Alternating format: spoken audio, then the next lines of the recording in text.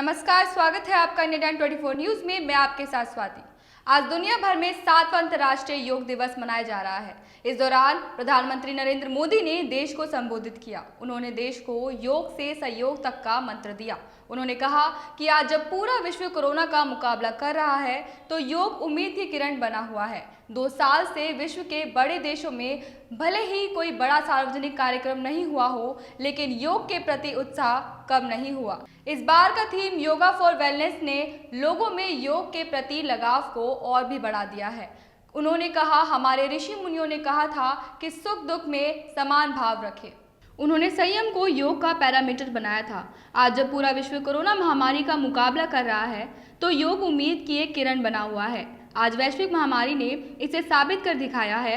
भारत समेत कितने ही देशों ने महामारी के बड़े संकट का सामना किया है।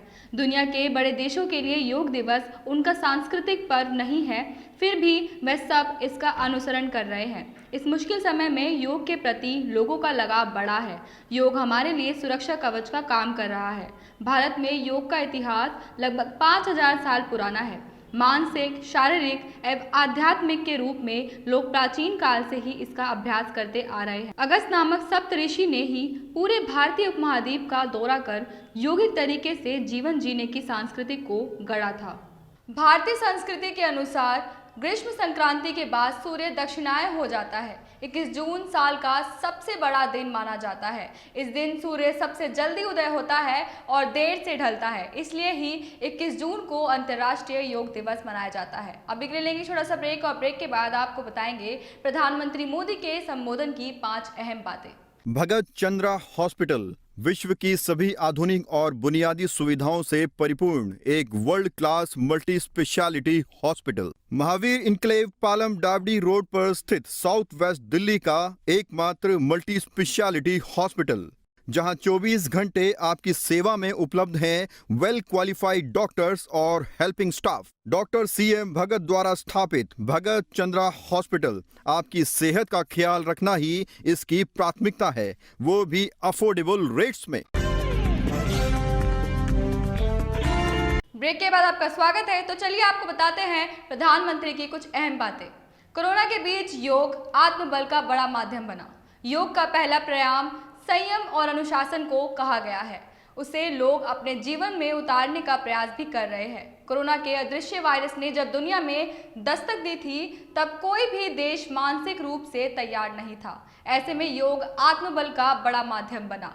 योग ने लोगों में भरोसा बढ़ाया कि हम इस बीमारी से लड़ सकते हैं। नंबर 2, योग पर दुनिया में साइंटिफिक रिसर्च की जा रही है। अनुलोम विलोम से श्वसन तंत्र को कितनी ताकत मिलती है, ये दुनिया के विशेषज्ञ बता रहे हैं। तमिल संत तिरुवल्लुवर कहते हैं कि रोग की जड़ तक जाओ और उसका इलाज करो। आज मेडिकल साइंस उपचार के साथ साथ हीलिंग प्रोसेस को भी उतना ही महत्व देता है। योग पर दुनिया भर में साइंटिफिक रिसर्च की जा रही है। योग से हमारी इम्यूनिटी पर पड़ने वाले सकारात्मक प्रभाव पर भी रिसर्च की जा रही है। नंबर 3, कोरोना के खिलाफ लड़ाई के लिए योग बच्चों को तैयार कर रहा है। आज बच्चों की ऑनलाइन क्लास में भी उन्हें 10 से 15 मिनट का योग अभ्यास कराया जा रहा है। ये कोरोना के खिलाफ लड़ाई में उन्हें तैयार करेगा। अच्छा स्वास्थ्य ही सभी सफलताओं का माध्यम है। भारत के ऋषि मुनियों ने जब भी स्वास्थ्य की बात की है तब इसका मतलब सिर्फ शारीरिक स्वास्थ्य ही नहीं रहा। इसलिए योग में शारीरिक के साथ मानसिक स्वास्थ्य को भी बल दिया गया है। योग हमें स्ट्रेस से स्ट्रेंथ और नेगेटिविटी से क्रिएटिविटी का रास्ता दिखाता है। योग हमें अवसाद में उमंग और प्रमाद में प्रसाद तक ले जाता है। योग से हमें अनुभव होता है कि हमारी विचार शक्ति, आंतरिक सामर्थ्य इतना ज़्यादा है कि दुनिया की कोई भी मुश्किल हमें तोड़ नहीं सकती। नंबर 4, M-योग ऐप से दुनिया को होगा फायदा।